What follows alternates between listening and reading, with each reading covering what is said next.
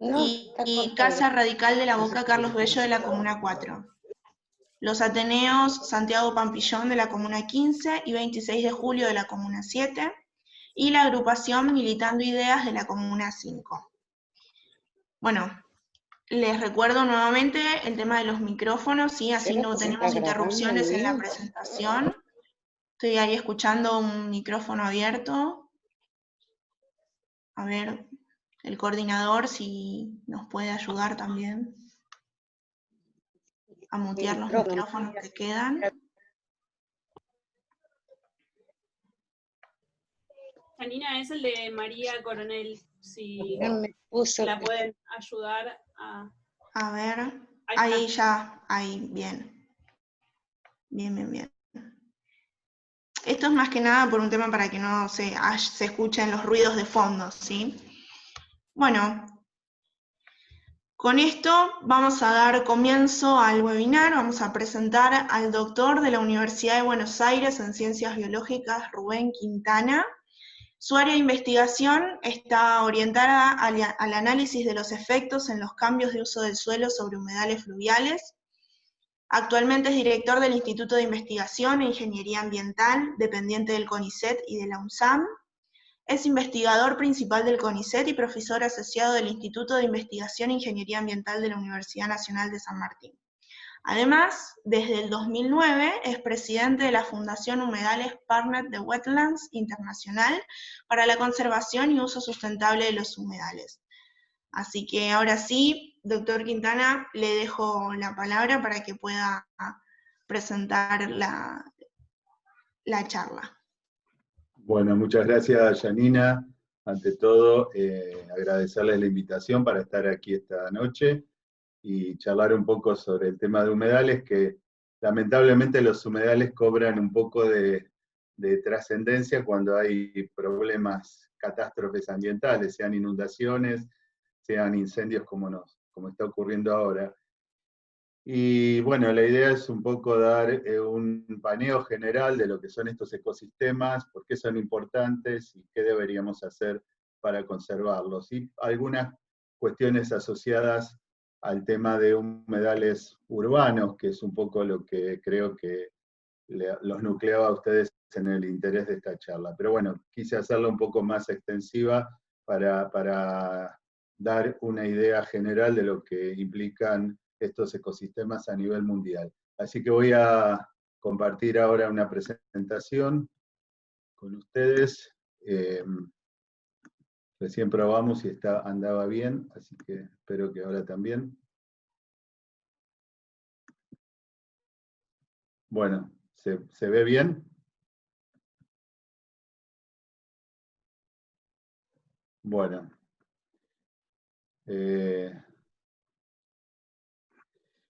Ustedes habrán escuchado el término humedal, que se ha puesto bastante de moda en los últimos años, y es un término que es relativamente nuevo en la literatura científica. Esta palabra, humedal, recién empezó a utilizarse a mediados del siglo XX, aparece por primera vez en una publicación de Estados Unidos, que son Wetlands of the United States, de Jody Freedine, del año 1956. Previo a esa fecha, estos ecosistemas tenían nombres vernáculos, básicamente asociados con terminologías negativas, ¿no? Se hablaba de pantanos, ciénagas, marismas, lodazales, terrenos yermos. Era muy común encontrar este tipo de denominaciones para estos ecosistemas. De todas maneras, esto tiene que ver un poco con una visión negativa que hay de la sociedad sobre estos ecosistemas, justamente, ¿no? ¿Y por qué? Porque en algunos casos se los asocia con sitios donde se crían plagas, por ejemplo, mosquitos. Ya los romanos en la época del Imperio Romano habían hecho acciones de drenado de humedales justamente por el tema de los mosquitos. Tierras improductivas, en el sentido de que ahí no se pueden hacer desarrollos productivos tradicionales, como la agricultura, salvo en algunos casos especiales, como es el arroz, pero en general ningún otro tipo de cultivo se puede hacer en un humedal. Y en general lo que se piensa es que son lugares que deben ser saneados, porque se los considera tierras de descarte. Este ejemplo tal vez ustedes lo van a tener muy claro porque nos toca muy de cerca, que es lo que conocemos como el SEAMSE, o sea, una zona donde van a depositarse los desechos de la ciudad de Buenos Aires y de los municipios del conurbano, ¿no? Y ustedes fíjense que esto antiguamente, el SEAMSE se lo denominaba cinturón ecológico del área metropolitana, ahora ha cambiado, ahora se llama coordinación ecológica, pero en definitiva es el mismo proceso, que es el de convertir zonas de humedales naturales en rellenos sanitarios, ¿no? Entonces vemos que la visión es esta, es tratar de hacer algo para que no estén más los humedales, y bueno, una de las cosas que se puede hacer es rellenarlos con basura. Bueno, esto es lo que se hace usualmente en las zonas de llanuras de inundación, sea del Río de la Plata, sea del río Reconquista, donde usualmente lo que ocurre es un relleno con desechos, y usualmente se lo convierte en un ecosistema terrestre, con algunos nombres bastante rimbombantes, como Bioparque Metropolitano, este es el de Villa Domínico, en el sur de aquí, ¿no? Con incluso concursos de ideas para transformar eso, que no queda absolutamente nada de lo que era originalmente el humedal.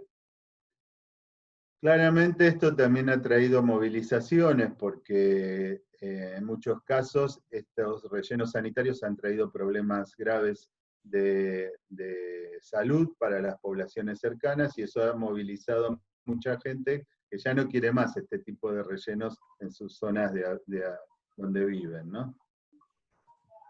Este es otro caso interesante, que se llama, algunos lo deben haber escuchado, era un emprendimiento de un barrio cerrado en el bajo delta del Paraná, en la zona de las Islas de Tigre, frente justo en el río Luján y canal de vinculación, frente a San Fernando.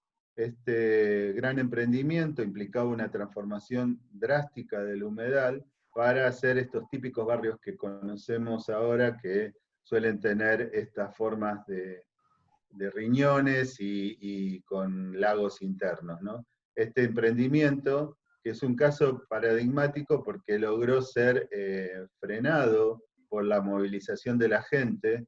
Esto es una imagen de la audiencia pública que se hizo en Tigre, donde la gente se opuso a la construcción de este emprendimiento.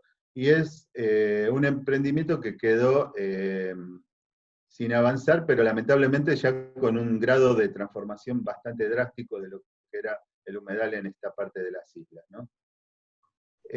Esto tuvo directamente una consecuencia política, porque en ese momento el municipio decidió avanzar en un plan de manejo de las islas del Delta, que es del año 2009, que tenía algunas cuestiones muy interesantes. Por ejemplo, mantenía la insularidad de la región, que era uno de los reclamos, o sea, que no se hicieran caminos que lo conectaran con la parte continental. Mantener la transparencia hidrológica, esto quería decir que se prohibía la construcción de terraplenes y diques que pudieran afectar la hidrología de las islas, y esto vamos a ver ahora por qué es importante en los humedales. Mantener el estilo de vida y de construcción del delta, o sea, que no perdiera esa identidad isleña que tenía histórica, que los centros de islas deberían mantenerse libres de construcciones, como una especie de reserva natural. A su vez tenía una zonificación, que es esta que se ve en el mapa, y como pueden ver, era interesante, es un plan de manejo que avanza muchísimo en conceptos de mantenimiento y de la estructura de los humedales, ¿no? Que hasta este momento, digamos, se hace todo lo contrario. Sin embargo, fíjense que así todo fue rechazado por la población local porque no fue un proceso participativo. Y acá nos lleva a pensar la importancia, cuando se hacen estos tipos de procesos, la importancia de la participación de la gente, de la población, ¿no? También en ese momento salió, estos son los que ahora de nuevo se han puesto otra vez muy activas las organizaciones sociales reclamando una ley de humedales. Esto es de las veces anteriores que tuvimos leyes presentadas en el Senado que fueron aprobadas y que después perdieron estado parlamentario en la Cámara de Diputados, las dos veces que hubo presentación. Ahora hay otra vez todo un movimiento de presentación de proyectos, tanto en diputados como en senadores. Pero bueno, esto es interesante porque lo que muestra también es cómo la gente empezó a movilizarse y esta visión negativa que tenía de los humedales parece que va cediendo a esta otra visión de la importancia que tienen estos ecosistemas para la humanidad, ¿no?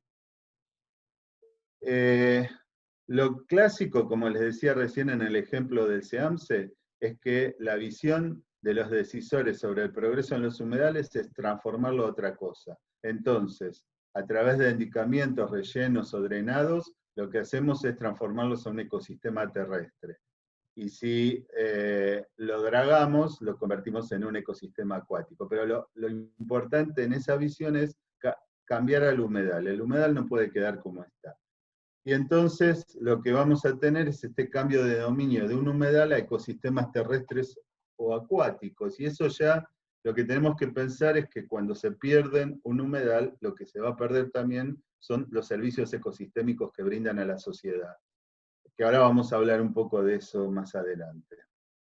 Ahora, ¿qué es un humedal? Yo acabo de decirles que es un tipo de ecosistemas. Claramente constituyen ecosistemas que no son ni terrestres ni acuáticos. Presentan características propias que lo diferencian, entonces un humedal nunca va a tener las características ni el funcionamiento típico de un ecosistema terrestre ni de un ecosistema acuático. No me voy a meter en tecnicismo, pero quiero que quede claro esta diferenciación en tipos de ecosistemas, ¿no? Pueden ser transiciones, por ejemplo, el delta del Paraná podría tomarse como una transición entre lo que es un ecosistema terrestre de la parte continental, pampeana, por ejemplo, y el propio río Paraná, que es un ecosistema acuático. En ese caso sería una transición entre un ecosistema terrestre y un ecosistema acuático, pero también podemos tener otro tipo de humedales que no son transiciones. El caso, por ejemplo, de un mallina en la Patagonia, o de una turbera en Tierra del Fuego, una laguna altoandina, una laguna de la provincia de Buenos Aires, tendría más el esquema de esta otra figura, donde es una depresión que acumula agua. Claramente el agua es un factor determinante en la estructura y en el funcionamiento de los humedales. Y eso es lo que los caracteriza. Claramente también, si ese régimen hidrológico, esa hidrología del humedal es afectada, claramente se va a ver afectado tanto la estructura como el funcionamiento de ese humedal, ¿no? Cuando vemos a nivel mundial, se observa que hay humedales distribuidos en todo el planeta, desde altas latitudes hasta los trópicos. Tenemos humedales fríos, humedales cálidos, en distintos lugares, en distintas conformaciones paisajísticas, hidrológicas y geomorfológicas, pero vemos que están en todos lados. Esto también los diferencia de otros ecosistemas que no están en todos los lugares del planeta. Por ejemplo, bosques no vamos a encontrar en toda la superficie de la Tierra, en cambio humedales sí. Incluso en la Antártida, que acá no está dibujada, pero también en la Antártida se reconocen humedales antárticos hoy en día.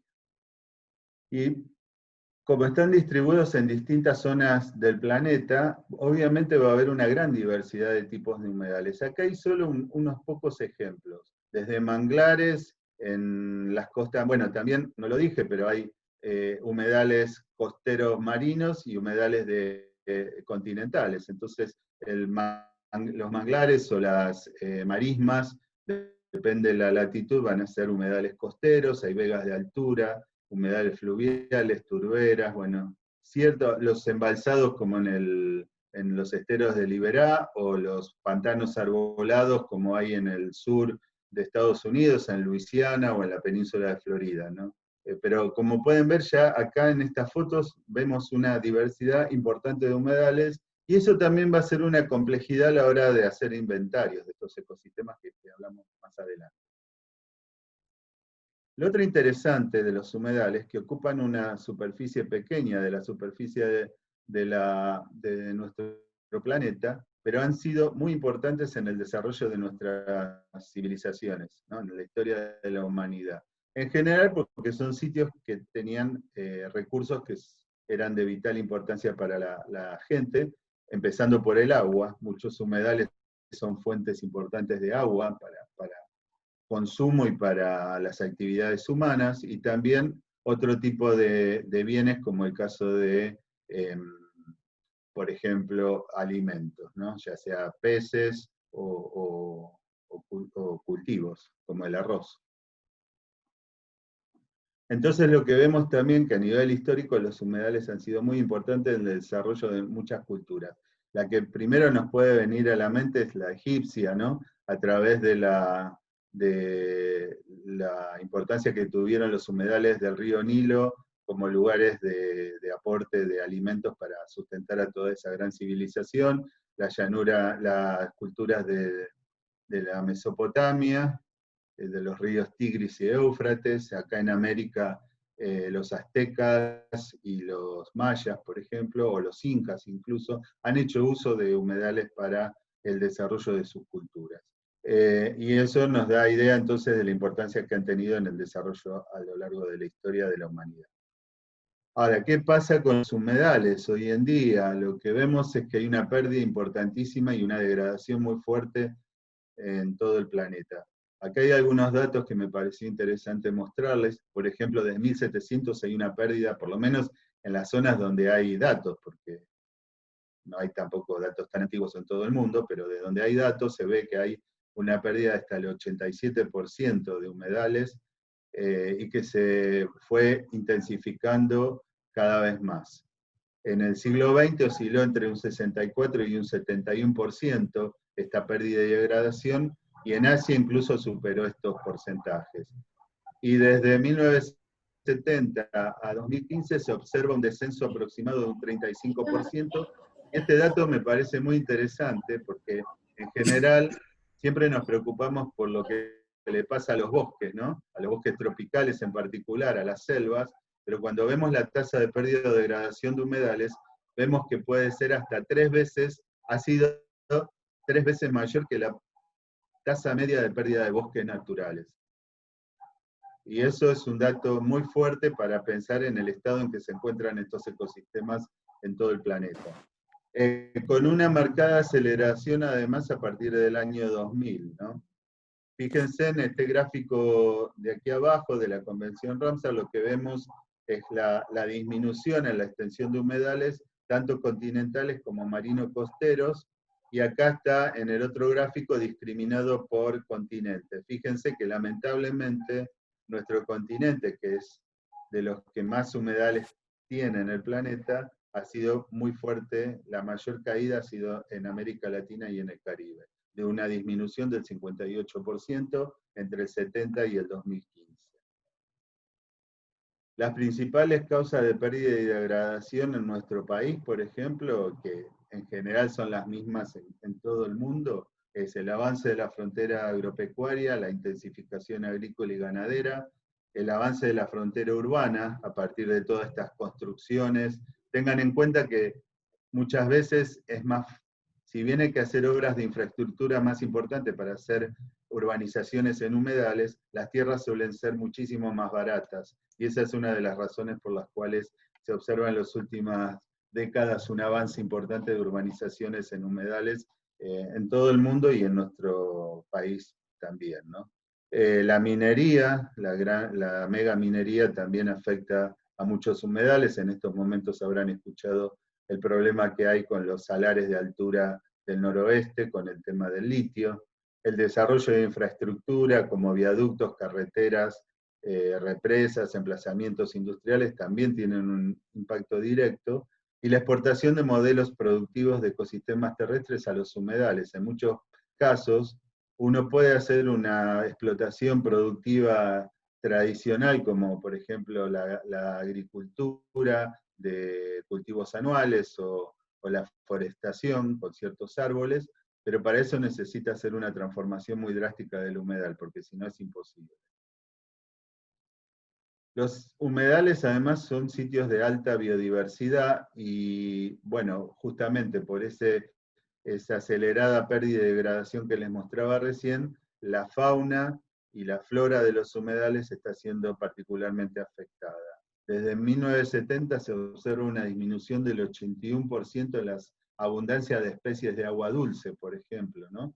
Y eso implica un impacto mucho mayor que para la fauna o especies de fauna de otros tipos de ecosistemas, como son los estrictamente marinos o los terrestres, ¿no? Que son porcentajes menores. Y si vemos estas gráficas de aquí abajo, vemos que para todos los grandes grupos de aves, mamíferos, anfibios y corales, se observa una tendencia negativa, muy particular en los corales, que tiene que ver también con los efectos del cambio climático. Habrán escuchado que existe la Convención Ramsar desde 1971, es una convención que se firmó en la ciudad iraní de Ramsar, se toma el nombre de esa ciudad, y es una convención interesante porque es la única de las convenciones internacionales que tiene como objetivo la conservación y el uso sostenible de un tipo particular de ecosistema. No tenemos ni una convención de bosques, ni una convención de desiertos, ni de pastizales, pero sí una de humedales. Y otra particularidad que tiene la Convención Ramsar es la designación de humedales de importancia internacional o sitios Ramsar, como se los conoce comúnmente, que actualmente andan alrededor de los 2.300 sitios y que cubren casi 250 millones de hectáreas. Podemos discutir si son efectivas como unidades de conservación, pero digamos, por lo menos tienen una categoría que es bastante considerada por los distintos gobiernos en el planeta, ¿no?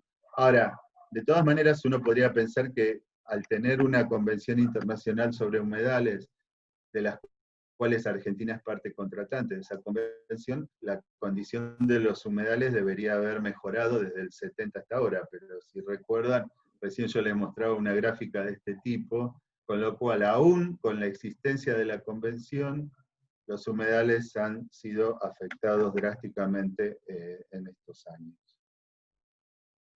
Ese impacto de sobre la biodiversidad se observa claramente en distintas regiones del planeta, con el número de especies en peligro de extinción que se encuentran en cada una de estas regiones, y lamentablemente la Convención Internacional sobre Diversidad Biológica ha dicho que las especies de los humedales se están acercando cada vez más a la extinción, y el agravamiento de las presiones supera cada vez más a los éxitos de conservación. Esto es un mensaje muy fuerte que se debería considerar, dada la situación crítica que están atravesando. Tenemos ya un montón de estudios científicos que avalan esto. Acá hay 2 ejemplos que salieron en los medios no hace mucho de nuestro país. Son investigadores de nuestro país. El impacto sobre los anfibios, que son un grupo importantísimo de especies muy típicas de los humedales porque dependen para su ciclo biológico del agua, y también el tema, por ejemplo, del glifosato en los sedimentos de los ríos y arroyos, ¿no? Y de los humedales, por supuesto, también. Entonces lo que vemos es que a nivel mundial la calidad de agua se encuentra bastante afectada. Acá hay unas proyecciones para 2050 de cómo va a estar la situación en todo el planeta. Y esto nos debería preocupar porque cuando hablamos de humedales hablamos de agua, y el agua va a ser un recurso cada vez más escaso, y entonces deberíamos estar pensando en estrategias para la conservación del agua, no solamente de la biodiversidad de los humedales, sino también del agua que sustenta esos humedales. Bueno, otro tipo de contaminación que afecta muchísimo en gran parte del planeta es la contaminación orgánica. En este caso, este mapa es de bacterias coliformes fecales, ¿no? Entonces, y bueno, lo que vemos también que esto es otro gran problema que se está dando en gran parte del planeta. Y que el creciente uso de agua implica también un impacto directo para muchos humedales, por contaminación, por extracción. La extracción excesiva de agua en muchos casos termina secando humedales. No sé si conocen un caso, pero es muy, muy gráfico. Es el caso de las lagunas de Guanacache, que están compartidas entre Mendoza, San Juan y San Luis. Es un conjunto de lagunas que hay relatos en la época de la colonia que había pesquerías comerciales, que había una actividad intensa que sustentaba comunidades huarpes que vivían de los recursos de esos humedales en una zona árida, mucho más importante todavía esa función que tenían estos bañados, y hoy en día están casi secos. Es un sitio Ramsar, además. Uno de nuestros sitios Ramsar que tenemos en Argentina son los bañados y lagunas de Guanacache, y una de las razones por las cuales estos humedales casi han quedado secos es porque casi toda el agua que originalmente llegaba por los ríos San Juan y Mendoza actualmente quedan retenidas en los oasis de cultivo de estas ciudades, ¿no? Y esto es preocupante, y acá hay un punto que siempre me gusta resaltar, porque creo que tenemos que tomar conciencia de qué país tenemos. Nosotros tenemos un país que es muy extenso, pero que 2/3 de su superficie, más de 2/3, son húmedos al hiperárido. Entonces, en muchos casos incluso hay problemas porque la poca agua que hay además está contaminada con arsénico, entonces hay problemas muy graves. Y entonces los de Guanacache van a tener un efecto muy fuerte sobre todas las poblaciones que viven en esas zonas y sobre sus producciones. Y si a esto le agregamos el problema del cambio climático, esto todavía se agrava más aún, ¿no? Entonces creo que es importante tener en cuenta estas cuestiones al momento de pensar en la conservación y el uso sustentable de estos ecosistemas. Ya el problema del agua, saben que es un problema que ha despertado mucha concientización entre la gente, ha habido manifestaciones, recuerdan hace muy poco la de Mendoza a principios de este año, pero ha habido otras anteriores, y una preocupación cada vez mayor por el tema del agua en distintas regiones. En muchas partes del mundo se han hecho desastres y nosotros deberíamos aprender de esos desastres para no repetir lo mismo, ¿no? Y a veces parece duro, pero no aprendemos porque hacemos lo mismo. Le voy a dejar un par de ejemplos nada más de lugares donde se han degradado los humedales y han tenido un impacto, esa degradación ha tenido un impacto muy fuerte.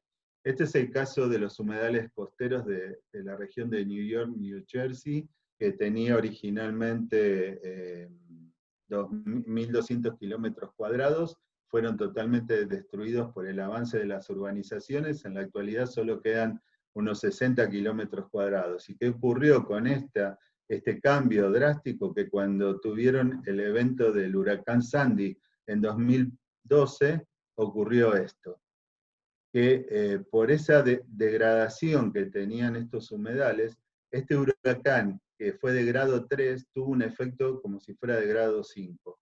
Algo parecido ocurrió con Katrina, el huracán Katrina, cuando impactó fuertemente sobre New Orleans, que también se planteaba esto, que si los humedales costeros del Golfo de México hubieran estado en buenas condiciones de conservación, probablemente el efecto del huracán sobre la ciudad hubiera sido mucho menor. Entonces empezamos a ver la importancia que tienen conservar humedales, por ejemplo, para la protección contra inundaciones o contra tormentas, ¿no? Este es otro caso paradigmático, es del río Mississippi. Este río históricamente es de los más transformados en el mundo, fíjense, tiene 37 represamientos, 3.700 kilómetros de costas aterraplenadas y 90.000 hectáreas de valles o llanuras de inundación rellenadas. Si lo vemos históricamente, fíjense, en 1934 estaba el río todavía natural, y cómo se va cambiando a lo largo del tiempo, cuando empiezan a hacerse terraplenes, se empiezan a hacer rellenos, sobre esos rellenos se empieza a cultivar, y actualmente lo que vemos es el río totalmente encajonado, ya no tiene los humedales costeros, los humedales de la llanura de inundación desaparecieron completamente, y esto empezó a provocar problemas ambientales y sociales.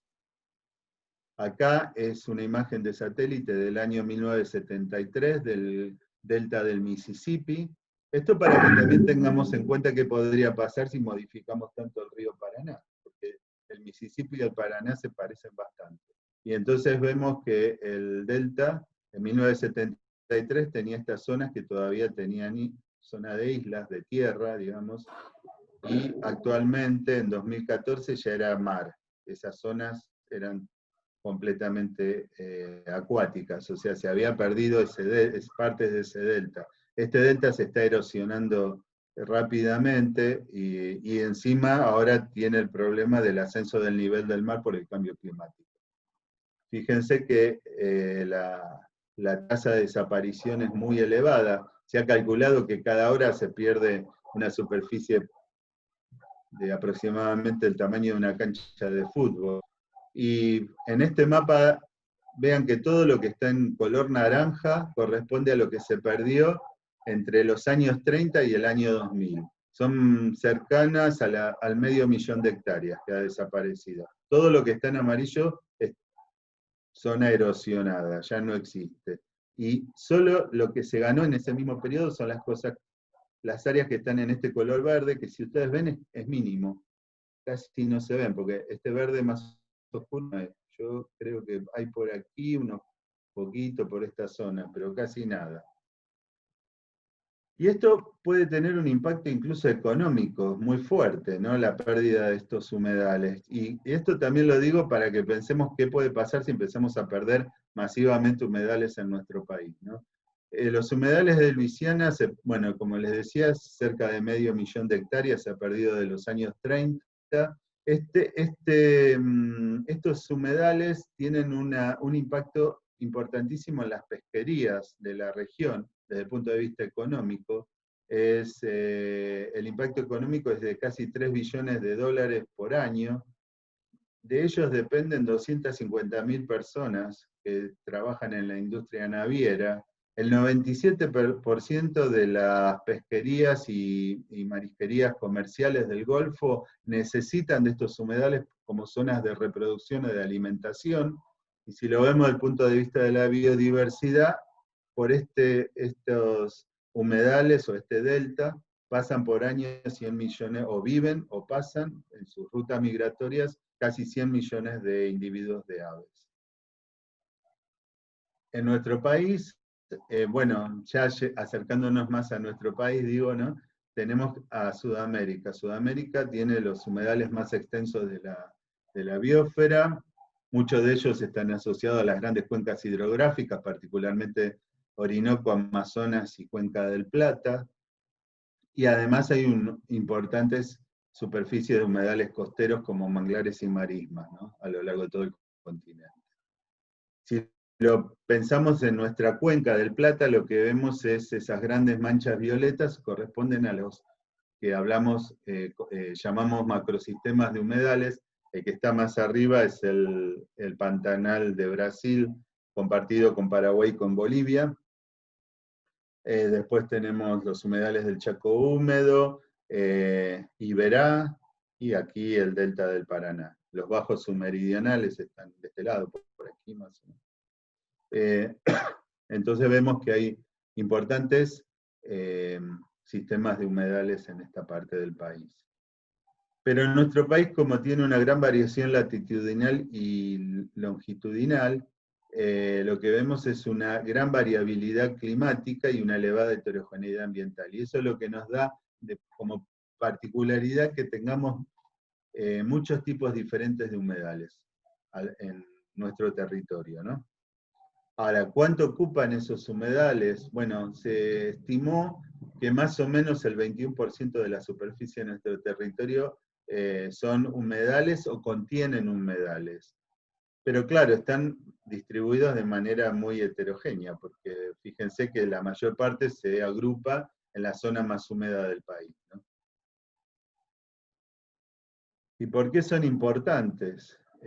Yo algo ya hablé de que ofrecían muchos bienes y servicios a la sociedad.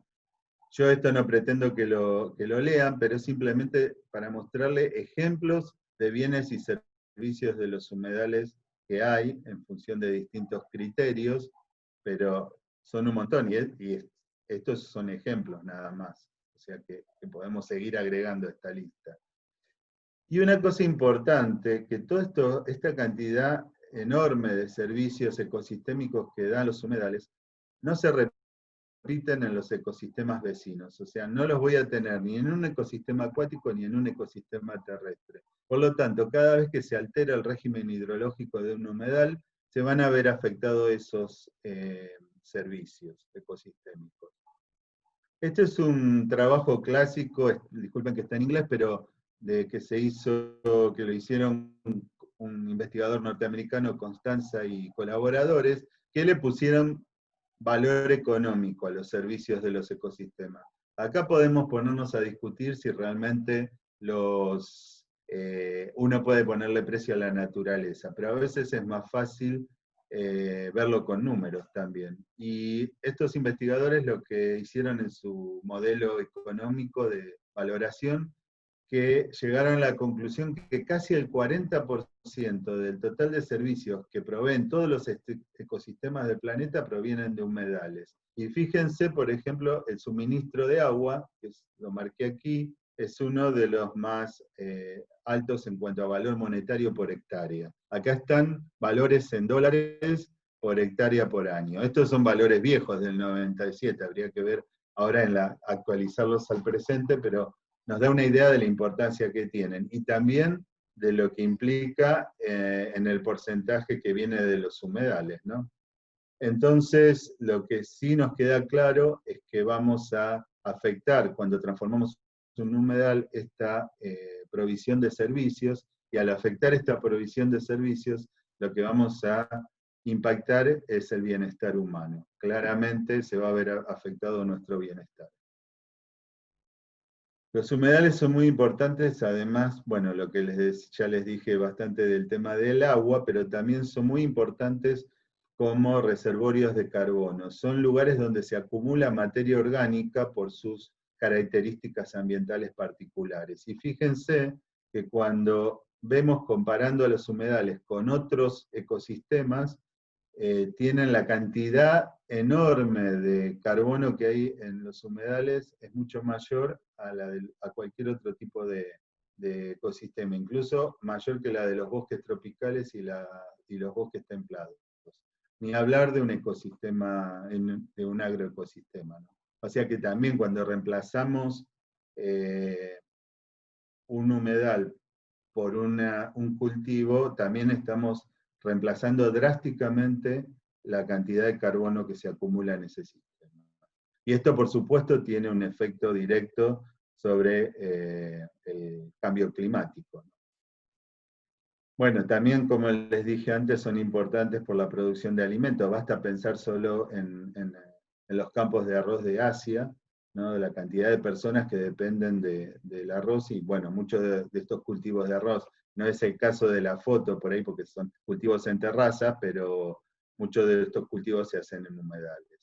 Y otro servicio importantísimo que tienen los humedales y que también nos tiene que importar mucho es el tema de la purificación de agua. Los humedales purifican el agua, retienen contaminantes, sedimentos, nutrientes, y eso hace que hoy en día además se hayan convertido en una herramienta muy importante para la purificación de efluentes, ¿no? Y se están haciendo muchísimos humedales artificiales justamente para tratamiento de aguas. Entonces, los humedales naturales también tienen un rol de purificación. Fíjense, acá hay un ejemplo de Uganda, en África, que los humedales para Kampala, que tiene Kampala, les hacen ahorrar $2 millones por año en un tratamiento de aguas.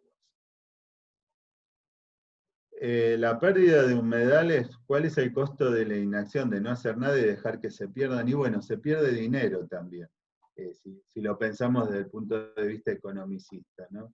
El grupo de examen científico y técnico de la Convención Ramsar calculó que la pérdida y degradación de humedales en Estados Unidos es de alrededor de mayor a los 20.000 millones de dólares por año.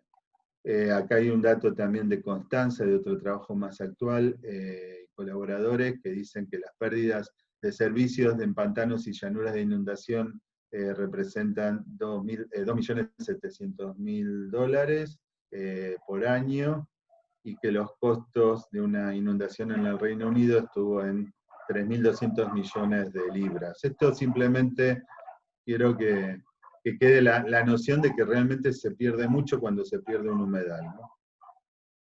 Yendo más a nuestro caso, a nuestro país, fíjense las imágenes que tienen abajo. Disculpen si salen los ladridos de los perros, pero bueno, eso no lo puedo evitar.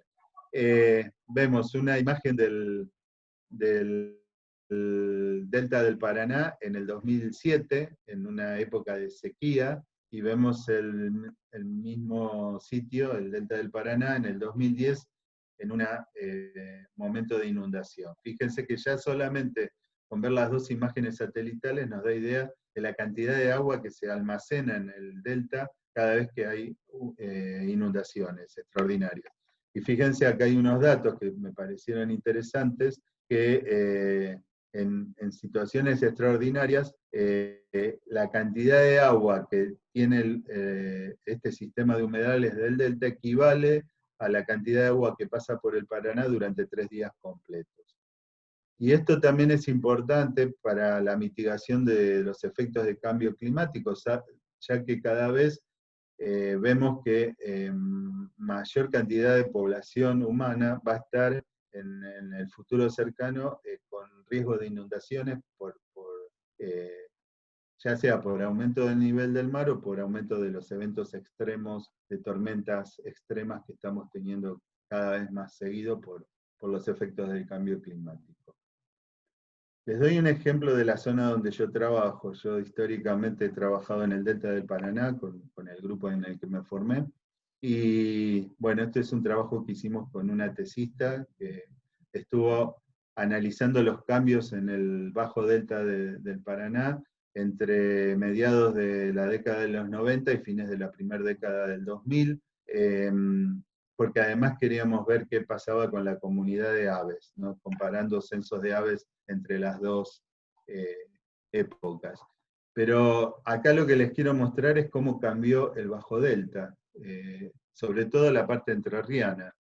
En solo 14 años se perdió casi el 42% de la superficie de humedales, y aumentó muchísimo la de pastizales, justamente porque hubo un aumento importante de la carga ganadera, y en muchos casos esto estuvo acompañado por la construcción de diques y terraplenes, ¿no? Entonces hubo un cambio bastante drástico, como ustedes pueden ver, en solo 14 años.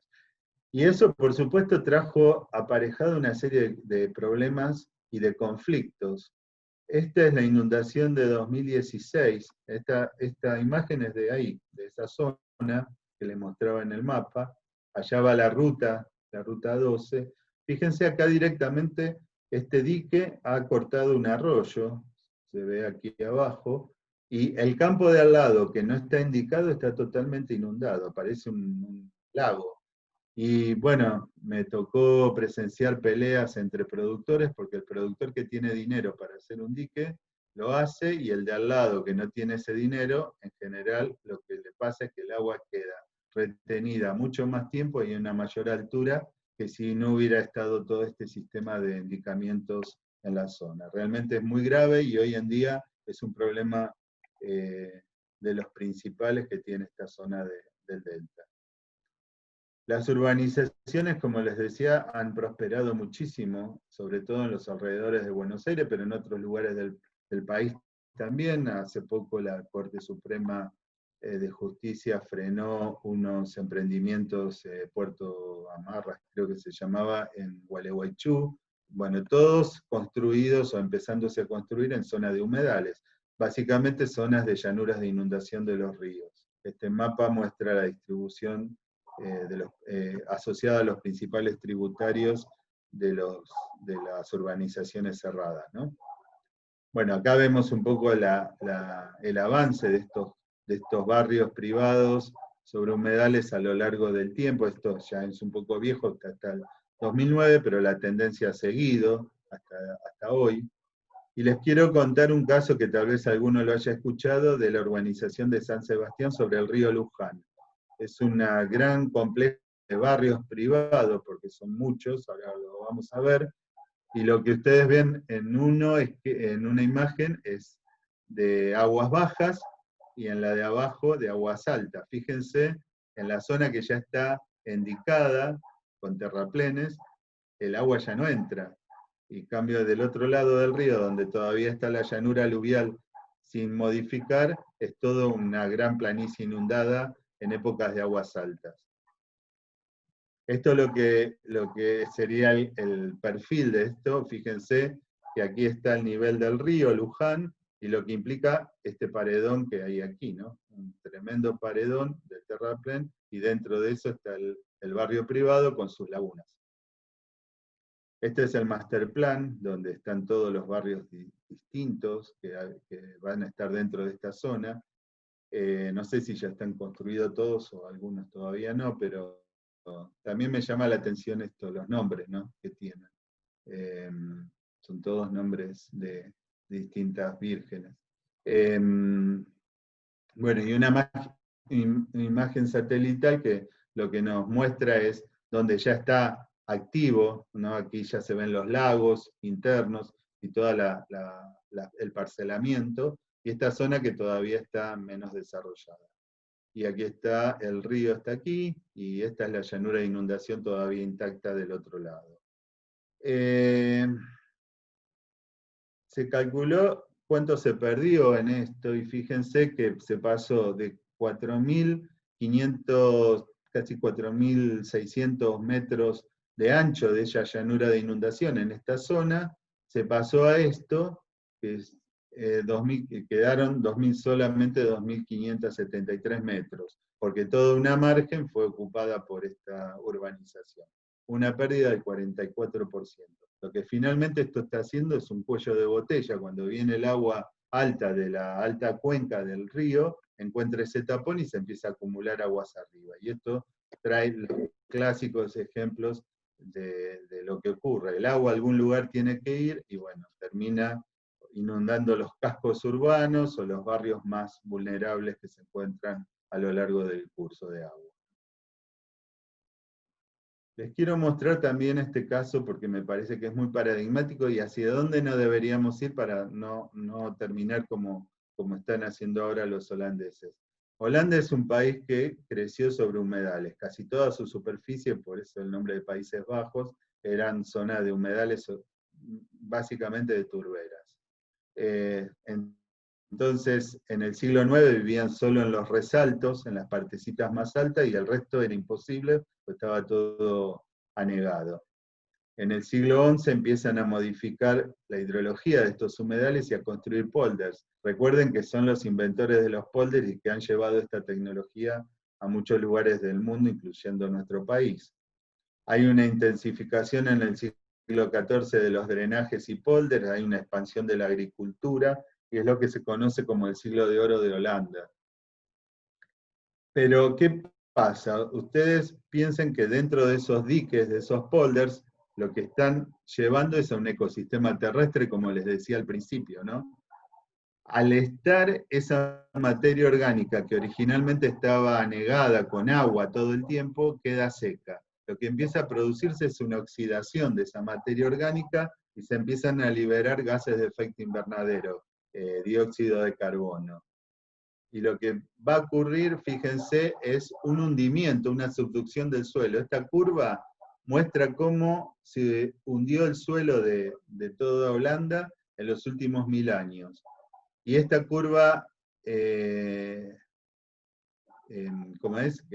punteada, lo que está mostrando es el ascenso del nivel del mar. Fíjense que es una ecuación bastante complicada. Se hunde el suelo por un lado y aumenta el mar por otro. en los últimos 1000 años se hundió más o menos 4 metros el suelo. Esta imagen no es de Holanda, es de Inglaterra, pero es muy gráfica para mostrar este problema de la subducción. Esta imagen es de 1913, y lo que muestra esta columna es que el nivel del suelo original estaba en la parte alta de la columna. Todo el resto es subducción. O sea que si miramos la altura de estos hombres que están aquí, podemos pensar que también eso se hundió 3 metros y pico, ¿no? Bueno, después viene la época de los molinos de viento, que son típicos de estos paisajes, aumenta la producción y continúa el hundimiento de los suelos, como decía recién, y empezaron con sistemas ya en la actualidad muchísimo más sofisticados de drenajes. O sea, una artificialización extrema de todo este sistema, ¿no?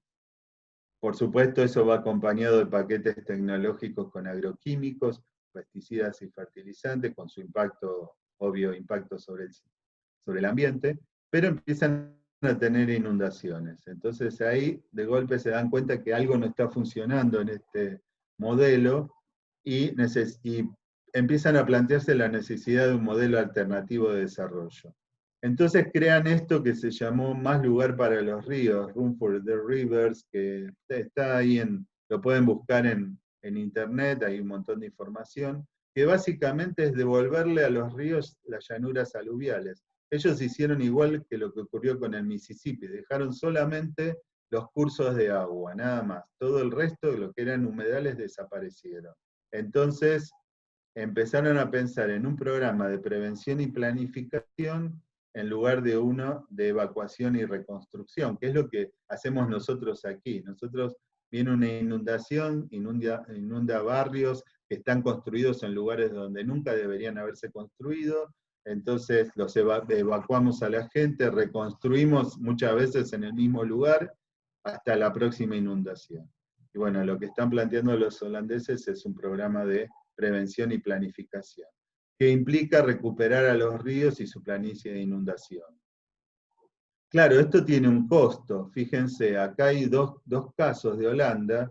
En esto están corriendo el dique. Toda esta zona que era llanura de inundación, el dique estaba acá originalmente, al lado del curso del río, y ahora lo están corriendo hacia el interior. Van a dejar toda esta zona de llanura de inundación, justamente para evitar esos problemas. Eso les está costando, ese movimiento, 6,5 millones de euros.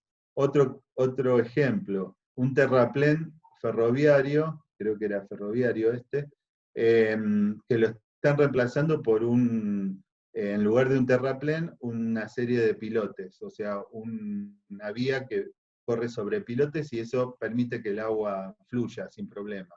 Pero eso está costando 45 millones de euros. Entonces la pregunta es, ¿tenemos que llegar a ese estado para después volver hacia atrás con estas inversiones o no sería mejor poder planificar mejor el ordenamiento de las actividades humanas, dejando humedales para evitar estos problemas, ¿no? Entonces surge este paradigma de construir con la naturaleza, que ya hay muchas ideas, incluso acá en Argentina, por ejemplo, hay un barrio privado en Escobar, en Dique Luján, que se llama Hipocampo, que las construcciones son flotantes, por ejemplo. Entonces, teóricamente acá no es necesario modificar demasiado la hidrología del lugar. Algo se modifica porque siempre tiene que tener caminos de acceso, pero bueno, es mucho menos impactante que pensar en los típicos tipos de barrio, como les mostraba recién del río Luján, ¿no? Y lo que hace esta filosofía de construir con la naturaleza es incorporar procesos naturales y servicios ecosistémicos con el objeto de realizar estructuras que aporten simultáneamente a los beneficios para la gente y manteniendo también la naturaleza, o sea, los servicios que ofrece la naturaleza. Y entonces se plantea que es vital aprender a diseñar infraestructuras en sintonía con los procesos naturales y no en contra de ellos. Por lo tanto, no deberíamos hacer más este tipo de cosas, que para algunos seguro ubicaron que estoy mostrando ahí, que es el viaducto Victoria Rosario. Un viaducto que implica un tremendo terraplén que corta toda la llanura aluvial del Paraná. Porque realmente la cantidad de pasos de agua que tiene este viaducto es muy baja, es insuficiente. Entonces ahí ya vemos que esto iría en contra de esta filosofía de construir con la naturaleza. Otra cuestión que, pensando en cuestiones asociadas a humedales urbanos, es una propuesta que se hizo en el año 2015 en la convención de las partes contratantes de Ramsar en Punta del Este, en Uruguay, que es la acreditación de ciudad de humedal de la Convención Ramsar. Es interesante porque lo que plantea es que una ciudad que tiene un sitio de Ramsar cercano o un humedal importante, aunque no sea un sitio de Ramsar, puede pedir esta acreditación, ¿no? Que es voluntaria. Por ejemplo, Buenos Aires tiene un sitio de Ramsar en su territorio que es Costanera Sur. O sea, desde ese punto de vista podríamos plantear esta acreditación. Se plantea para ciudades, bueno, que se encuentran cerca o en sitios Ramsar. Implica que se alienta a las ciudades a establecer una mayor participación y sensibilización y la consideración de los humedales en la planificación y la toma de decisiones a escala local. Promueve la conservación y el uso racional de los humedales y la cooperación regional e internacional, y se pretende que sirvan como modelos para estudio, demostración y promoción de objetivos, enfoques, principios y resoluciones de la Convención. O sea, es una nueva herramienta,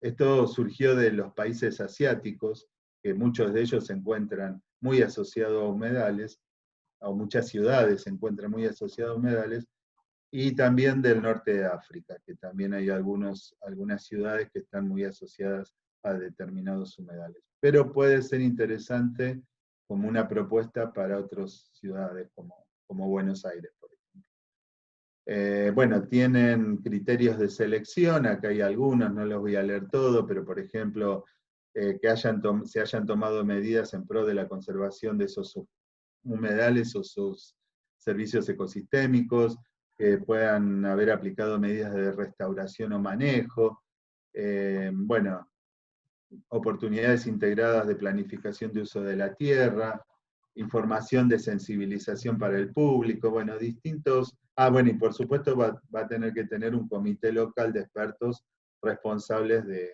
que se cumplan estos criterios, ¿no? Pero creo que finalmente, y para ir cerrando un poco la charla, me parece importante también que pensemos en la necesidad de incorporar a las humedales en las políticas nacionales. Porque finalmente una forma de poder garantizar efectivamente la conservación y el uso sustentable de estos humedales es que realmente las políticas públicas los consideren de importancia. El gráfico de arriba lo que muestra es la incorporación de la gestión de los humedales en políticas o medidas nacionales sobre el sector agrario, ¿no? Algo que para nosotros es importante, de las partes contratantes, o sea, de los países que forman parte de la convención. Fíjense que hay un porcentaje bastante importante donde ya están incluyendo la gestión de los humedales en estas políticas, 48%, un 35% parcialmente, o sea, están empezando, y después pequeños porcentajes que no tienen previsto o directamente que no lo hacen. Lo que ocurre es que cuando uno ve la distribución, en general, el 48% es de partes contratantes que están en Europa o en algún otro país central, ¿no? Canadá, Estados Unidos, pero es mucho menor en otras regiones del planeta. Sin embargo, lo que se ve es que hay un aumento progresivo en el número de países que establecen una política nacional de humedales o similares. En 1990, por ejemplo, ninguna de las partes contratantes todavía tenía estos instrumentos de políticas. Sin embargo, en 2018, o sea, 18 años después, ya 73 partes de las 170, creo que son, ya tenían una política, y otras 18 estaban empezando a hacerla, ¿no?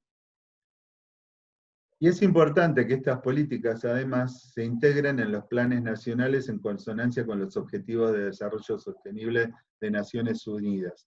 Este gráfico lo que trata de relacionar son los Objetivos de Desarrollo Sostenible de Naciones Unidas, que están ahí en el centro de ese círculo, y relacionándolos con cuestiones de los humedales.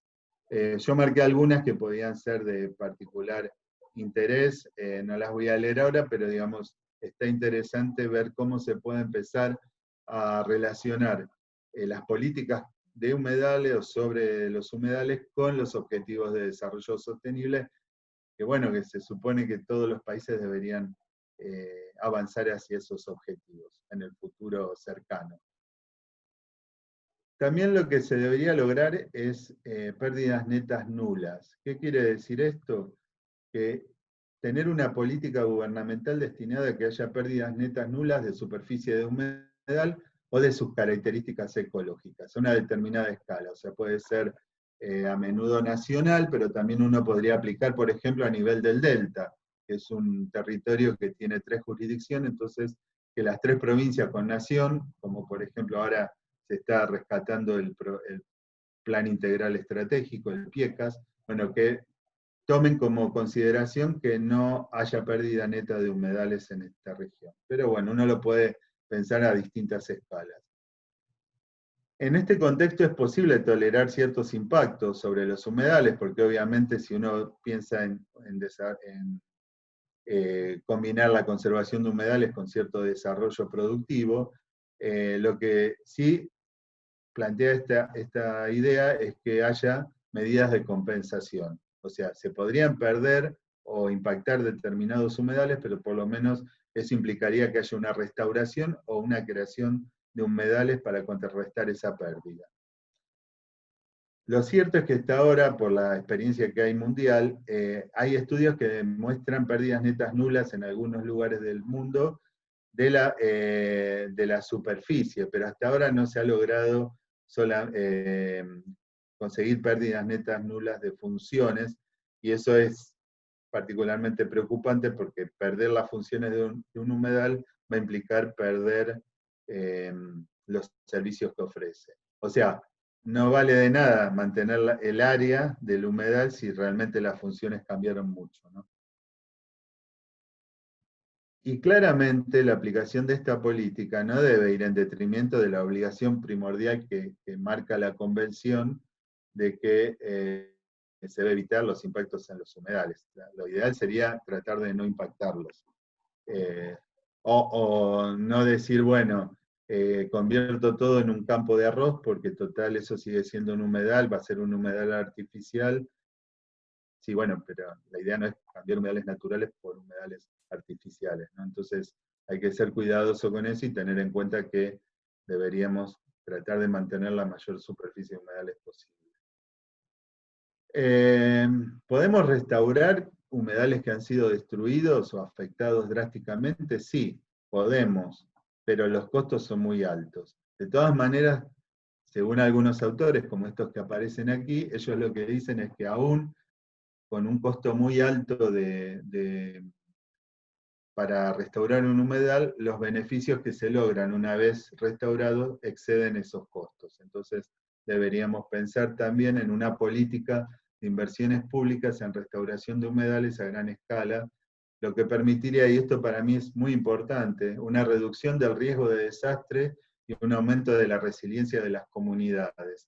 Porque, ¿qué pasa? Actualmente las evacuaciones y reconstrucciones, como hablaba antes, suelen tener altos costos económicos y también de vidas humanas. Y además son recurrentes, esa es la otra cuestión. O sea, cada tanto vuelve a ocurrir, vuelve a pasar. Entonces, me parece importante también esta política de restauración que permita aumentar la resiliencia de las comunidades que viven en esa zona. Otra cosa importante es avanzar con un inventario nacional de humedales como una herramienta de gestión en un marco de un programa nacional de humedales. La Convención insta a las partes contratantes a que establezcan sus inventarios de humedales. Nosotros aquí en Argentina hemos empezado, tenemos un nivel 1 completo de todo el país con regiones de humedales, un nivel 2 parcial porque hay algunas zonas donde se pudo hacer, como por ejemplo todo el corredor Paraná-Paraguay, pero todavía nos falta, no tenemos avanzado ni completado el nivel 2 y no avanzamos en los otros niveles más bajos. Eso va a llevar mucho tiempo, es complejo, como les decía antes, hay mucha diversidad de humedales, entonces hay que ponerse de acuerdo qué es un humedal, qué es lo que se va a mapear o qué es lo que se va a caracterizar en cada lugar. Por eso también, y esto relacionándolo un poco con la ley de humedales, decir en un proyecto de ley que el inventario de humedales tiene que estar en 3 años es totalmente una idea totalmente irreal, no se puede llevar a cabo, no se va a poder hacer, por lo menos podríamos avanzar en el nivel 2, completarlo en todo el país, pero los otros niveles va a ser muy, muy difícil. Hay países como Estados Unidos que hacen décadas que están armando su inventario de humedales y no lo han terminado todavía, así que bueno, no es fácil, pero es importante tenerlo, porque eso nos va a permitir saber qué tipo de humedales tenemos, dónde están localizados, en qué estado de conservación se encuentran. Toda esa información va a ser muy importante para después poder gestionar estos ecosistemas. Bueno, y algunas últimas ideas que se me ocurrieron es que tenemos que promover prácticas de producción y consumo sostenible en los sectores que influyen directa o indirectamente en los humedales, integrar a las comunidades locales en la participación de los procesos de gestión, incorporando también los saberes tradicionales. Ningún proceso de gestión de humedales va a ser exitoso si no se incluye a la población local. Lo vimos en el plan de manejo de las islas del Delta, que la gente que vivía en el Delta, por más que tomaba en cuenta muchos de sus reclamos, por ejemplo el mantenimiento de la insularidad y de la transparencia hidrológica, estaban en contra porque se había hecho sin que se los consulte. Y articular estrategias colaborativas también, esto es muy importante, entre organismos de gestión, organismos de ciencia y técnica, de manera de poder aportar a políticas públicas que estén basadas en conocimiento científico, no solamente en intuiciones muchas veces, ¿no? Bueno, muchas gracias. Acá están mis correos si alguien quiere después comunicarse conmigo y bueno, les agradezco la atención. Muchísimas gracias, doctor, por la presentación y bueno, la importancia que tienen los humedales en nuestro país es gravísimo lo que le está pasando a este tipo de ecosistemas. Y por ejemplo, acá tenemos 2 comentarios que surgieron en el chat. Uno dice, buenas tardes para todos, soy de Lanús, me llamo Susana Aguirre y estoy en un barrio relleno y el espacio ganado el Riachuelo. Esto era todo laguna, me alegro participar en este conservatorio tan interesante. Otro de los comentarios es buenas noches, vivo en General Rodríguez y debido a los emprendimientos privados nos inundamos cada vez más. Estas son las realidades que está viviendo la gente por el mal uso que se le está dando a estos ecosistemas que son tan importantes, ¿no? para la civilización. Bueno, a todos los participantes, si quieren ir haciendo sus preguntas, si las quieren hacer a través del chat, si quieren pedir la palabra para...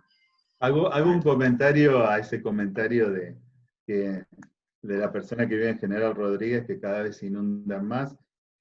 Como les decía, siempre se buscan soluciones que no son en consonancia con los procesos naturales. Entonces, como ahora, por estar ocupando las llanuras aluviales de los ríos, el problema de las inundaciones se pone cada vez más crítico y encima con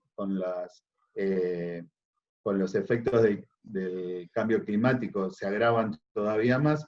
¿Cuál es la solución? Que es un proyecto que ahora se está intentando llevar adelante en provincia de Buenos Aires, es rectificar el río. O sea, se busca siempre la solución que sabemos ya de antemano que no va a ser efectiva, porque rectificar el río, hacerlo un canal, que lo único que va a hacer es que el agua lo que se busca es que el agua salga más rápido.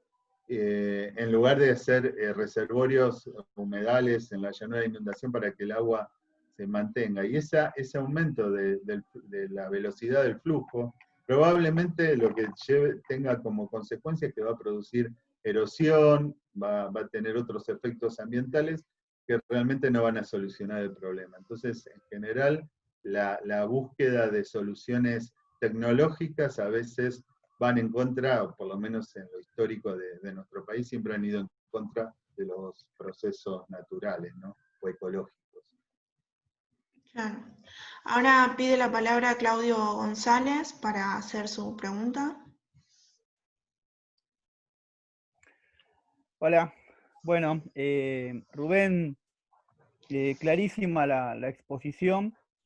Yo quería hacer una breve reflexión y hacerte una pregunta, Marco, de lo que dijiste. Acá los que vivimos en el sur de la ciudad de Buenos Aires, digo, porque en este marco de la presentación que fue más bien global, para traerlo un poco a la ciudad autónoma de Buenos Aires, donde somos la mayoría de los que somos parte aquí de los comités, se me ocurre plantearlo de esta manera, ¿no? Yo tengo mis viejos que cazaban ranas en el sur de la ciudad cuando había lagunas, ¿no? En la zona fundamentalmente del Bajo Flores, acá está la gente de Flores, en el Bajo Flores estaba lleno de lagunas, ¿no? Y cazaban ranas, se veían bajos anegadizos, y de hecho la mayor parte de la ciudad de Buenos Aires era una zona deprimida, ¿no? Una zona baja. El riachuelo, de hecho, era ese, era un riacho, hasta que un día lo rectificaron, hicieron un relleno, elevaron casi un metro y medio la cota, y hoy tenemos la mayoría de los barrios del sur de la ciudad, como son la Comuna 4 y la Comuna 8, que no se inundan como si se inundaban permanentemente hace casi 100 años, ¿no? Entonces, ahí en principio hago dos reflexiones. La primera es matamos al humedal rectificando el río, matamos al humedal elevando la cota. Sin duda que eso fue considerado en su época una obra civil, una obra de desarrollo urbano para poder evitar que se inunde, pero lo cierto es que a lo largo del tiempo, en el marco del cambio climático, del aumento de las precipitaciones, se empezaron a inundar otras zonas de la ciudad, como puede ser la Comuna 12 con Saavedra, que permanentemente ahora se inundaba. Y la respuesta a eso, ¿cuál fue? Un túnel más grande, ¿no? Y acá viene un poco lo que creo que vos dijiste, que es este tema de tratar al arroyo o un río como si fuese una cañería de agua y nada más. Digamos, entonces medimos la inundación en el marco del diámetro del túnel, y esto no solamente implica un enorme negociado, con muchos intereses, con inversiones millonarias, carísimas, con mucha tecnología que no es tampoco nacional, que proviene de otros países. Y la verdad es que yo acá tengo una frase que me dijo una ingeniera agrónoma que trabaja precisamente en lo que es la infraestructura azul, que dijo: las grandes corporaciones tienden a entubar. Y acá viene la pregunta, ¿qué opinión tenés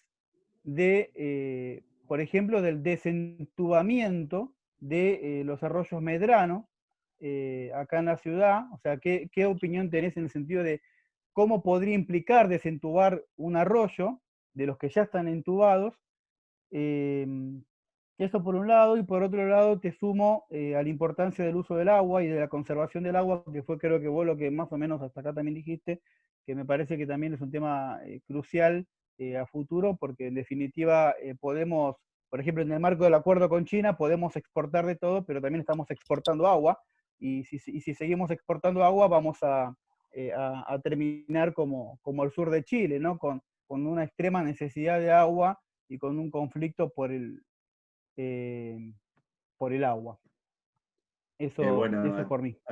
a tu primer pregunta me da gracia porque hace 2 o 3 días completé una encuesta que me llegó, donde una de las preguntas era si yo estaría de acuerdo en que se vuelvan a desentubar el arroyo Medrano y el otro que decía, a lo cual puse sí, que me encantaría, porque además yo creo que ahí hay una cuestión doblemente beneficiosa. Por empezar es volver a tener arroyos donde ahora no están, que desaparecieron, porque lo que se trata es de ocultar, el problema es ocultarlo, meterlo en un caño, si pasa con aguas contaminadas vos no lo ves y eso te deja tranquilo, cuando en realidad es lo mismo, porque termina saliendo al Río de la Plata, donde después están las tomas de agua que finalmente la usan para nuestro consumo. Yo creo que lo que tendría de ventaja es que podría hacerse una gestión mejor del manejo de la calidad de agua y y bueno, y también el manejo de las crecidas, porque si uno, yo no sé si es factible eso, porque no he visto en esta idea cuál sería el proyecto, pero se me ocurre que, bueno, eso debería ir acompañado de algunas áreas donde se podría recrear un humedal para que sea, como se había pensado, por ejemplo, ahí en la zona del Arroyo Maldonado, en Palermo, que originalmente donde ahora se va a hacer una urbanización, se había pensado hacer unos lagos de contención, ¿no? De agua. Eso sería muy beneficioso y y también me imagino muchísimo más barato que todas estas obras sofisticadas que se hacen, ¿no? Por otro lado, creo que hay una cuestión interesante en eso, que es el tema de la biofilia.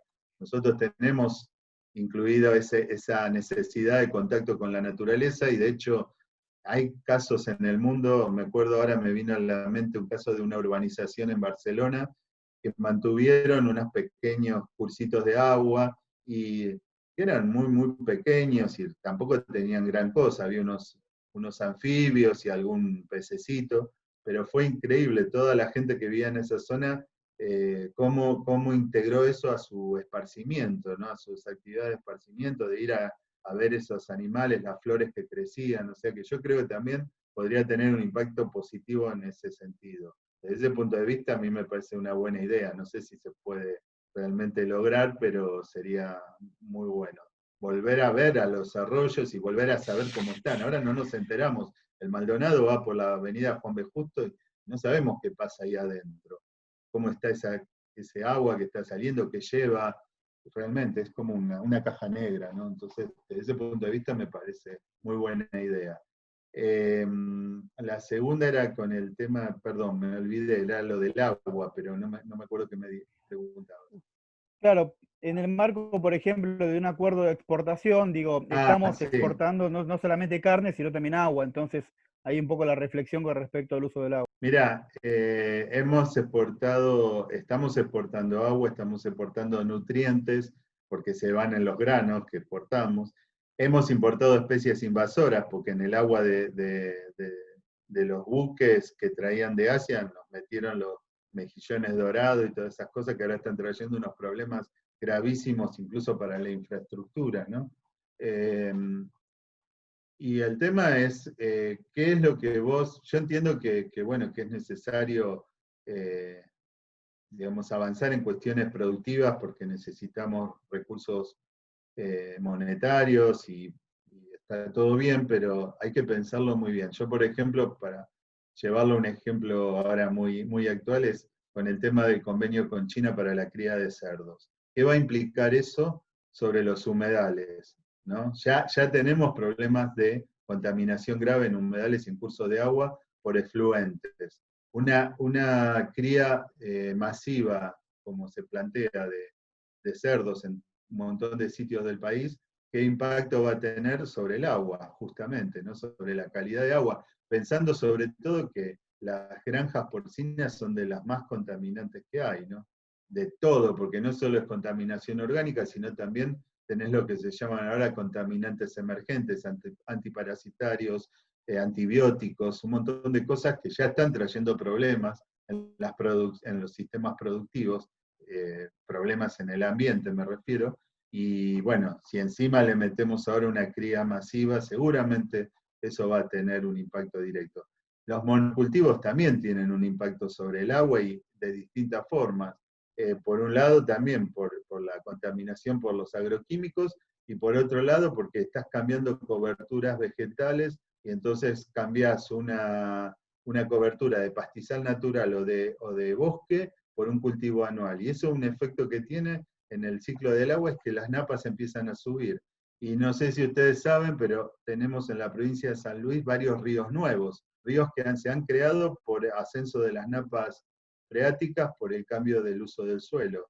Y ríos que tienen decenas de metros de ancho, decenas de metros de profundidad y decenas de kilómetros de largo, y que van erosionando todo lo que encuentran a su paso. Entonces, tenemos esos problemas por justamente los cambios masivos de uso del suelo que se han hecho en los últimos años, ¿no?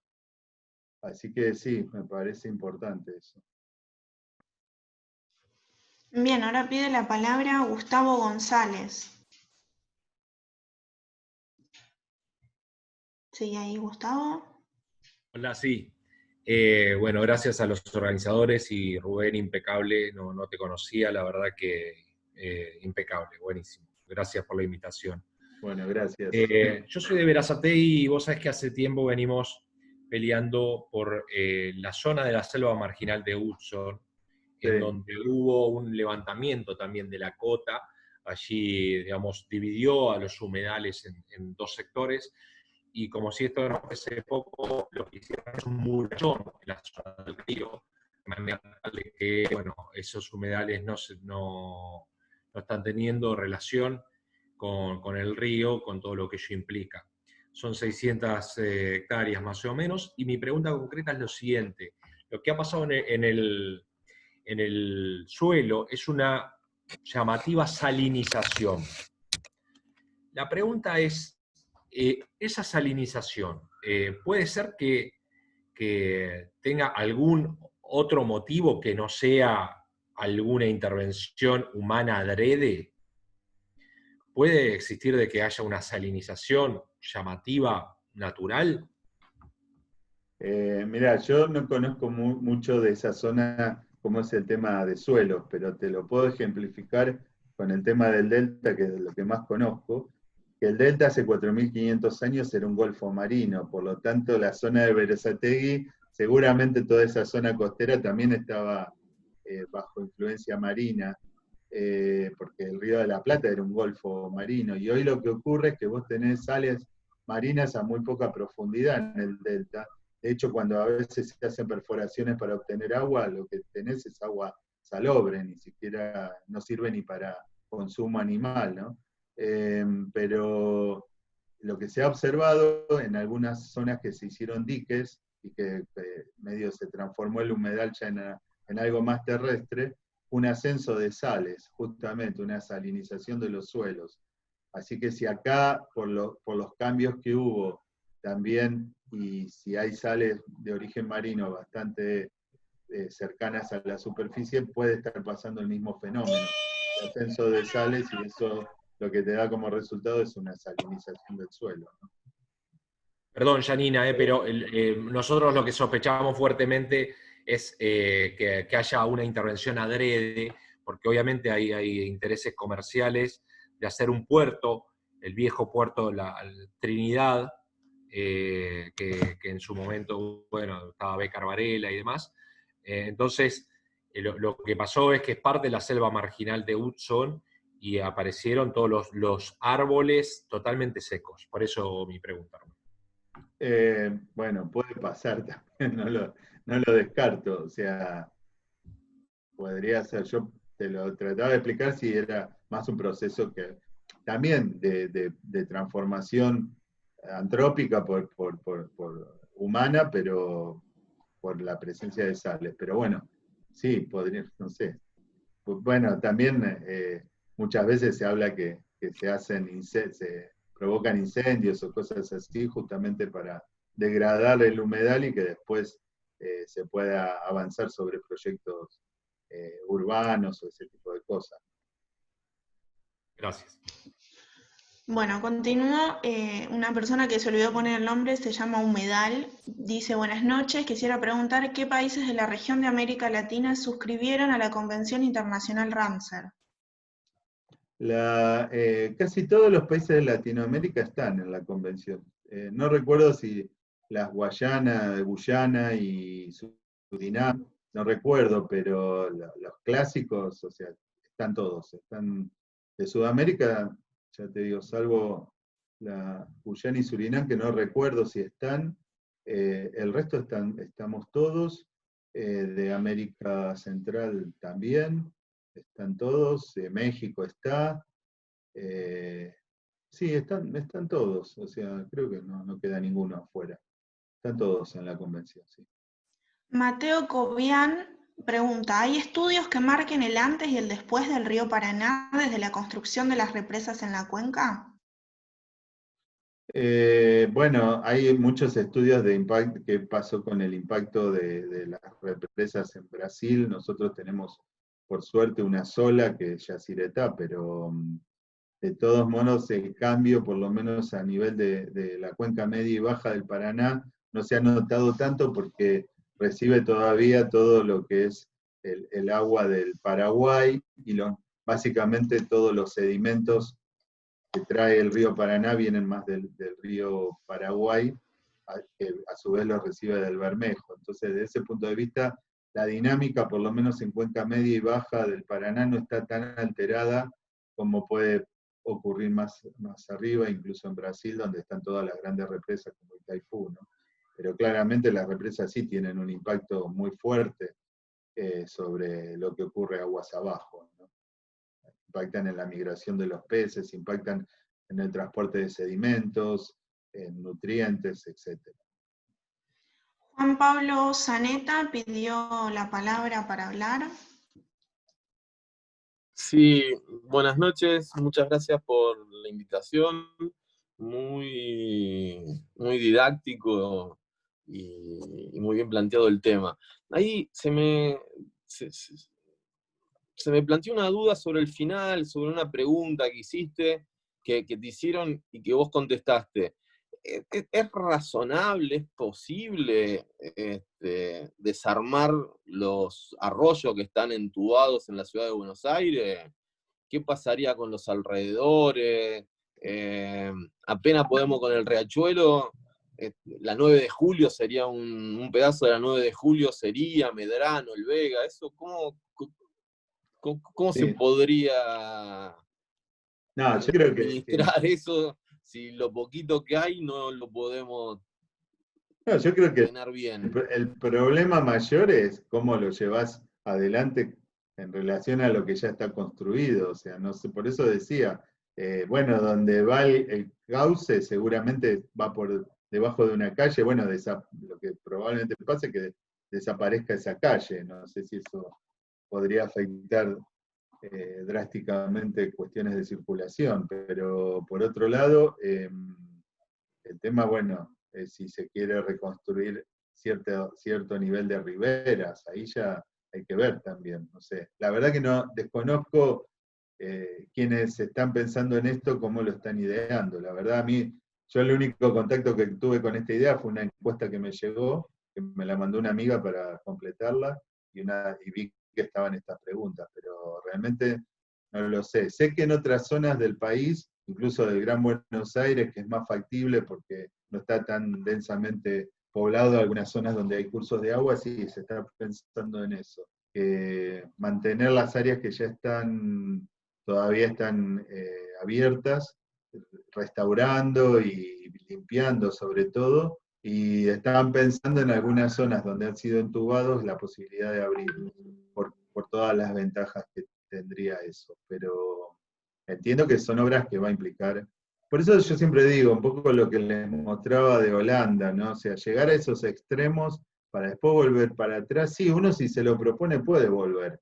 Siempre hay tecnología, hoy en día hay tecnología que permita, puedo correr un dique, convertir un terraplén en un viaducto con pilotes, etc.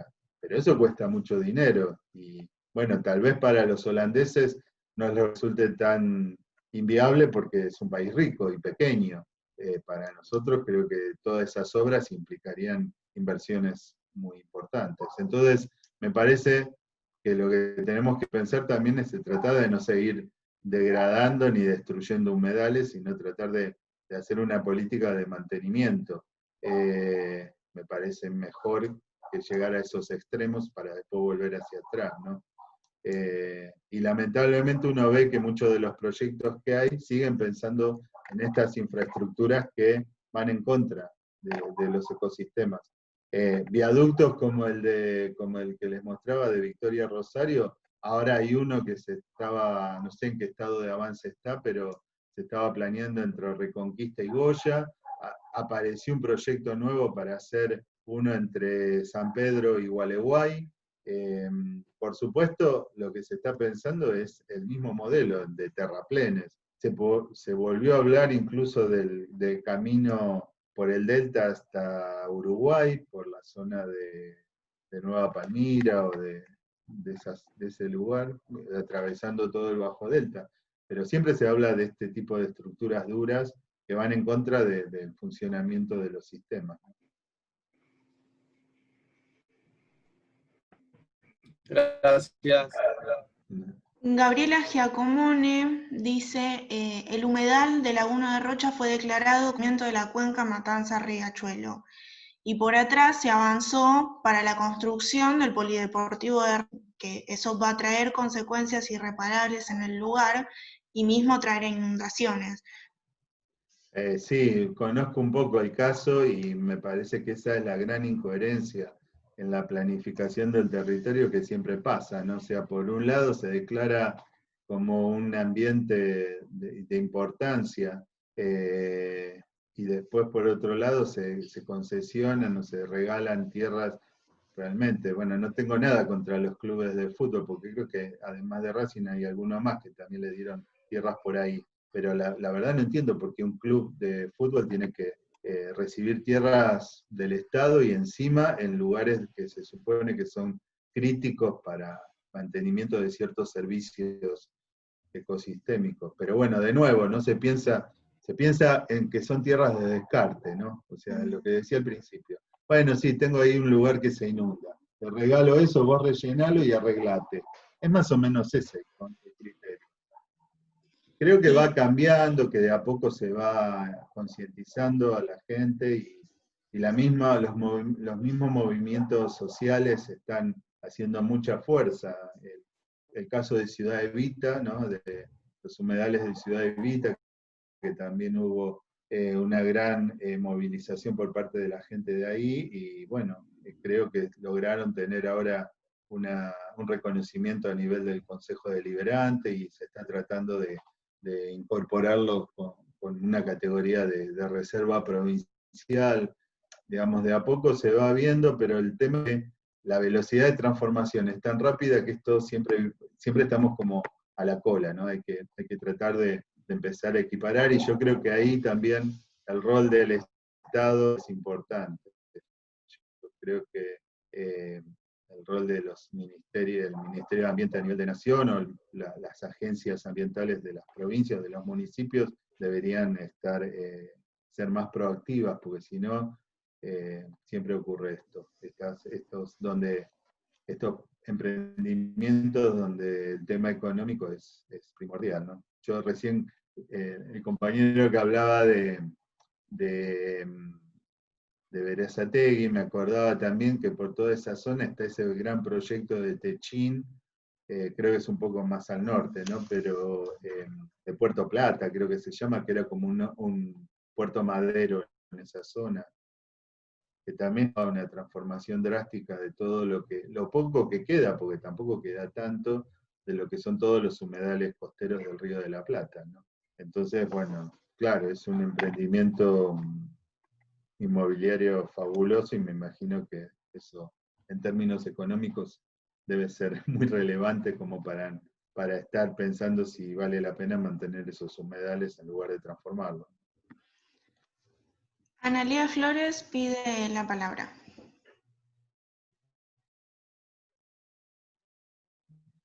Bueno, hola, buenas noches a todos.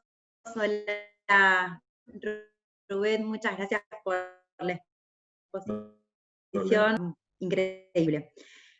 Primero quería hacer una pequeña reflexión también sobre un tema, unas cuestiones bastante transversales a todos los temas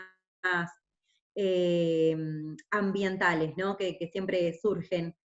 Una es obviamente la participación ciudadana, ¿sí? O sea, nosotros tenemos la Ley General del Ambiente que habla sobre la participación ciudadana, pero habla sobre fomentar, entonces es todo muy laxo y la verdad que no genera ningún tipo de vínculo, no se preocupa la cuestión ambiental por la participación ciudadana, ¿no? El tema en realidad de las políticas, la falta de políticas públicas inclusive, como otro tema transversal, ¿no? O sea, serían como las primeras causales que uno identifica en estos temas. Hay algo que me llamó mucho la atención de lo que usted decía, que le quería consultar, el tema de los humedales artificiales, dijo. Ese es obviamente no es como la mejor alternativa, ¿no? Siempre hay que abogar por la reconstrucción de los humedales de verdad, pero ¿Es viable los humedales artificiales en Argentina? ¿Podría ser una alternativa en el mediano plazo? Y esa es como la primera pregunta. Y si hay algún caso, ¿no?, a nivel mundial sobre alguna humedal artificial, como para chusmearlo, estudiarlo un poquito. Y la otra es, relacionando esto, por ejemplo, con el acuerdo con China. Desde la fundación, ¿se plantearon en algún momento algún tipo de alternativa como esta? ¿Algún humedal artificial para subsanar en lo inmediato? ¿Tienen alguna posición planteada desde la fundación para con el acuerdo? Bueno, Gracias. interesantes las preguntas. Los humedales artificiales, hay ejemplos en todo el planeta. Se están usando muchísimo para tratamiento de todo tipo de cosas, de efluentes industriales, de tambos, de criaderos de animales, a efluentes, o incluso de aguas hervidas, domésticas, ¿no? Se han utilizado, hay ya estudios hechos con muchas plantas, porque se han estado estudiando qué plantas de humedales son las mejores para utilizar en estos humedales artificiales, obviamente que sean compatibles con las condiciones ambientales del lugar, ¿no? No podríamos traer una especie tropical al sur del país, pero sí con especies locales. Hay un caso interesante que es bastante antiguo, yo no recuerdo cuántos años tiene, pero es bastante, que ahora me confundo, no, pero es Trelew, creo, bueno, en Chubut. Bueno, me confundo si es Trelew o Esquel, ahora no me, pero creo que es Trelew, que tiene un humedal artificial para el tratamiento de los desechos cloacales. Y está bien, como es una ciudad relativamente todavía chica, lo pueden hacer por ese medio. Entonces tratan el agua, las aguas cloacales por estos humedales artificiales. Se ha avanzado muchísimo en tecnología, hay un montón de modelos, si uno se mete en internet, está lleno de propuestas, y yo creo que sí, que pueden ser una herramienta muy efectiva para el tratamiento de aguas, porque tienen esa capacidad, los humedales son purificadores per se, entonces podemos reconstruir humedales y para que sirvan para eso. El punto es, bueno, ver qué especies se usan. Había toda me contactaron la otra vez una gente que quería, que creo que le están vendiendo una planta de la India que se llama vetiver, que parece que es muy buena bueno, es buena para un montón de cosas aparentemente, pero entre esas cosas es muy buena para justamente purificar agua de distintos contaminantes. Y el problema es que también no metamos una especie que después se convierta en una especie de plaga, invasora, y que nos haga pomada a nuestros ecosistemas naturales. Hay que ser muy cuidadoso con eso. Por eso me parece mejor cuando se hacen estudios con especies nativas, ¿no? Desde ese punto de vista me parece muy útil. Por supuesto, no es la idea reemplazar humedales naturales por estos humedales artificiales. Simplemente es una herramienta tecnológica más que se puede usar para determinados casos. Que en algunos casos puede ser muy importante, por ejemplo, justamente los criaderos de animales suelen tener efluentes con mucha contaminación, y esto podría ser una solución interesante. Para que no tirar directamente los efluentes a los cursos de agua o un humedal natural. Nosotros desde la Fundación no nos dedicamos a eso. Nosotros estamos más tratando posibles estrategias para conservación y uso sustentable de humedales naturales. Entonces no nos hemos metido en el tema de humedales artificiales, pero son muy útiles, y también reconocemos que en algunos lugares donde hay humedales artificiales, como es el caso de las arroceras, bueno, las arroceras pueden tener un valor de conservación porque atraen a muchas aves. Claro, también al mismo tiempo se usan muchos agroquímicos, entonces hay que ver ese balance, porque puede afectar a la biota y en particular a algunos grupos como los anfibios, ¿no? Entonces, bueno, pero la idea no es que se puedan reemplazar alegremente naturales por humedales artificiales. Pero reconocemos que como herramienta para el tratamiento de efluentes puede ser muy, muy bueno. No sé si te contesté lo que Rubén. pero no sé. Sí, súper, gracias. Bueno. Bueno, y ahora queríamos comentarles, desde el Comité de Justicia Ambiental, se nos ocurrió la idea, por esto que está sucediendo en el país, de los focos de incendio que están habiendo en el Delta, en Córdoba, así, en bastantes lados en el país en general, se nos ocurrió la idea de tratar de juntar donaciones de alimentos, no solo para personas, sino para también animales que están siendo rescatados, y tratar de alguna forma recibirlos. Hay provincias que nos enteramos que están recibiendo este tipo de donaciones, como es por ejemplo en Córdoba, la Casa Radical de la ciudad de Córdoba está recibiendo donaciones, y bueno, dejamos a criterio de los comités y de los ateneos que si quieren participar de esta idea junto con nosotros para por lo menos tratar de hacer una logística y bueno, ver cómo hacemos llegar ese tipo de donaciones, ¿sí? Se pueden comunicar con nosotros a través de todas las redes, Instagram, Facebook, en Twitter, YouTube, va a estar subida la charla de hoy, todos como Comité Justicia Ambiental. Y bueno, nada, para finalizar, agradecer de vuelta al doctor Rubén Quintana por la maravillosa presentación que dio. Y bueno, agradecerles a todos ustedes por haber participado de charla. Bueno, acá estaba viendo que en el chat había alguien que quería comunicarse conmigo. Yo ahora anoté un teléfono que ahí me pasó. Sí, no hay problema. Después hablamos para esa posibilidad. Rubén, disculpe, ¿podría repetir su correo electrónico porque se me pasó en la presentación? Si no es mucha Les voy a dar el que uso siempre, porque no uso el de la UNSAM, no lo uso, pero es el más complicado para entender, porque después me di cuenta de haber usado ese nombre y no debería haberlo hecho. Lo deletreo, MOSSISLAND,